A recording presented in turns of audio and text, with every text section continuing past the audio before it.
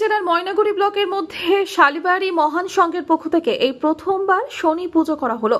জানা গেছে এদিন মধ্য শালবাড়ি এলাকার মানুষ একত্রিত হয়ে এই শনি পুজো করেন প্রথমবার। এদিন কয়েকশো মানুষ এই পুজোয় অংশগ্রহণ করেন। এদিন পুজো দেওয়ার জন্য ভিড় ছিল চোখে পড়ার মতো।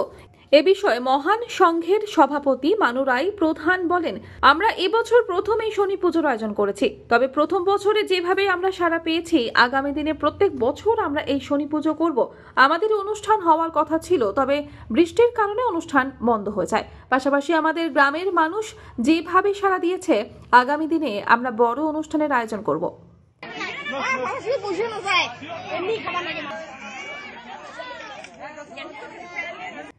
জলপাইগুড়ি থেকে কনক অধিকারী রিপোর্ট, আনন্দ বার্তা।